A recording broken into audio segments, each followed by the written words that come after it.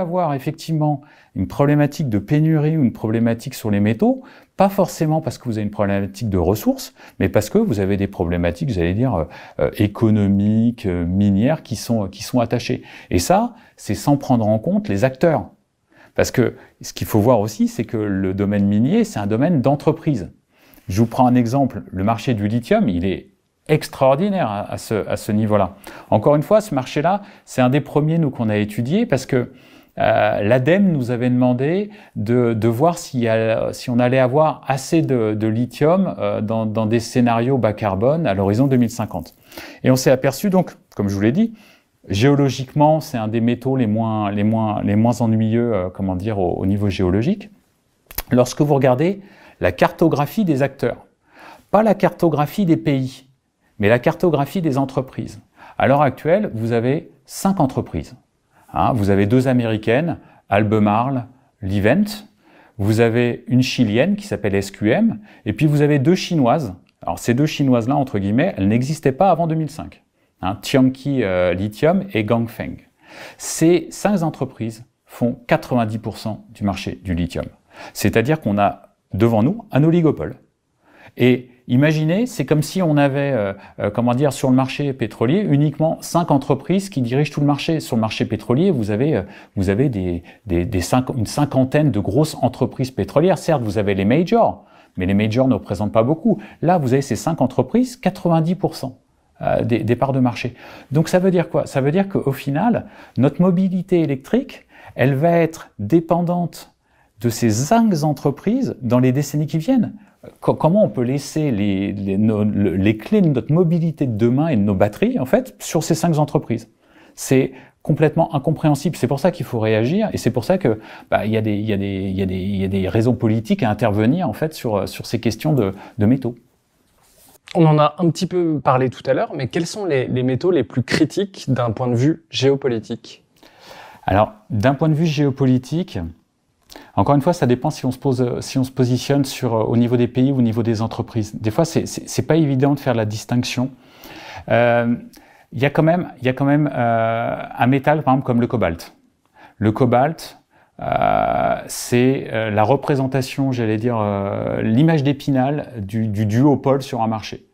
Un pays qui fait 70% de la production, la République démocratique du Congo, qui est 186 sur 189 au classement, comment dire, de la corruption, qui a des problèmes, j'allais dire, de travail illégal, de mines illégales, un contexte sécuritaire qui est complètement, qui est véritablement difficile. À l'autre bout de la chaîne de valeur, la Chine, qui lorsque vous regardez les statistiques, c'est extraordinaire. La Chine ne produit que 1% du cobalt. Lorsque vous allez voir les participations des entreprises chinoises en République démocratique du Congo, on s'aperçoit que 40% des 70% de la production de République démocratique du Congo, c'est la Chine. Et si vous allez encore plus loin dans la chaîne de valeur, plus de 50% du cobalt raffiné se fait en Chine. Ça veut dire que là, vous avez 2 acteurs.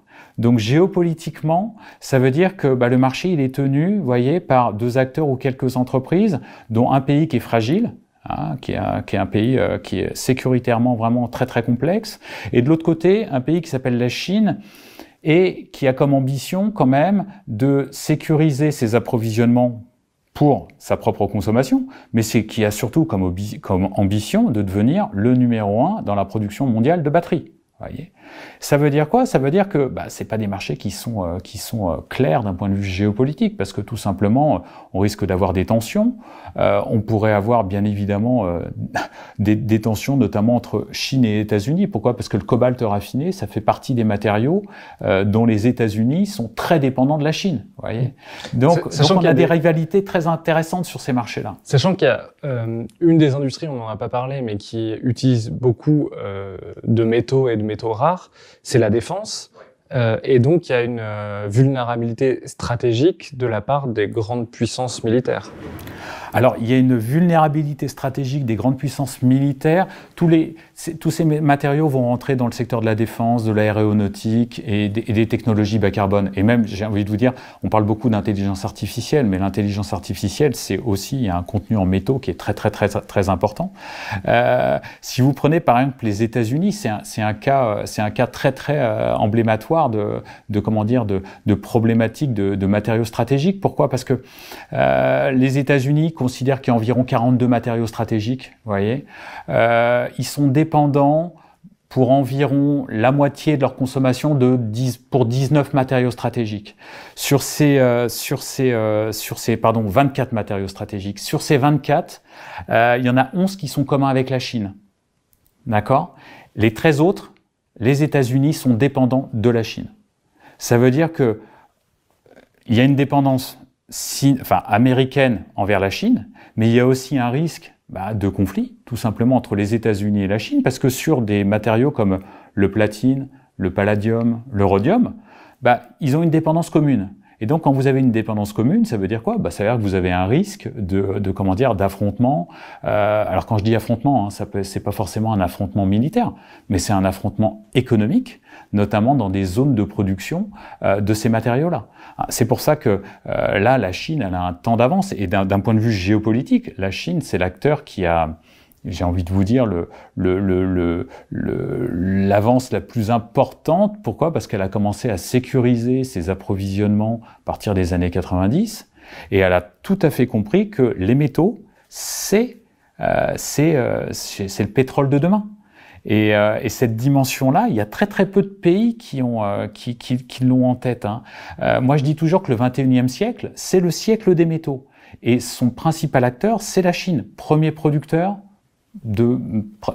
sur de nombreux métaux raffinés et premier consommateur, là c'est pas compliqué, de tous les métaux. Et en Europe et aux États-Unis, mais encore plus en Europe, on n'a pas forcément cette dimension, j'allais dire, géopolitique en tête. Et justement, en 2011, il y a eu un conflit territorial avec le Japon et la Chine avait refusé d'exporter des terres rares au Japon. Oui, tout à fait. C'est la première fois où on a eu l'utilisation, première fois, j'allais dire, de ce millénaire-là, on a une utilisation des métaux comme armes diplomatiques. Effectivement, il y a toujours d'ailleurs ce conflit territorial entre le Japon et la Chine. Et la Chine, à l'époque, elle contrôlait 98% de la production de terres rares. Et elle avait tout simplement décrété un embargo sur le Japon et les États-Unis. Ça a été porté devant l'OMC et la Chine a été obligée de rentrer dans le rang. Mais regardez comme c'est beaucoup plus, perverse, j'ai envie de vous dire, le jeu sur les terres rares. Pourquoi? Parce que, à l'heure actuelle, lorsque vous regardez la situation du marché des terres rares d'un point de vue global, parce que le problème avec les terres rares, c'est que si vous voulez, on parle de 17 métaux différents. Mais si on les prend dans leur globalité, à l'heure actuelle, la Chine, elle ne produit plus, je mets plein de guillemets, que 62% de la production mondiale de terres rares. C'était 98% il y a 10 ans. Donc on pourrait se dire, c'est formidable, quelque part les pays ont appris, ils ont sécurisé leurs approvisionnements autre part, il y a des terres rares au Vietnam, il y en a au Brésil, il y en a en Birmanie, vous voyez, il y a une possibilité de faire des terres rares dans de nombreux endroits. Quel est le problème? C'est que la Chine, elle monte en gamme en fait dans les produits de terres rares. La Chine, c'est la seule qui contrôle toute la chaîne de valeur des terres rares, c'est-à-dire la séparation, les produits intermédiaires. Et puis surtout, la Chine, c'est un pays qui va devenir foncièrement importateur net de terres rares dans quelques années. Pourquoi? Parce que tout simplement, sa consommation, elle va être tellement importante que la Chine, elle va pas décréter des embargos pour ne plus exporter, mais elle ne pourra plus exporter tout simplement parce que sa demande sera supérieure à sa production. Et donc, qu'est-ce qui va se passer? La Chine, elle va de toute façon être obligée d'aller importer de l'extérieur. Donc, qu'est-ce qu'elle fait à l'heure actuelle? À l'heure actuelle, elle est en train de chercher des terres rares partout dans le globe, c'est-à-dire que ça soit en Amérique latine, en Indonésie, en Afrique ou même dans les pôles.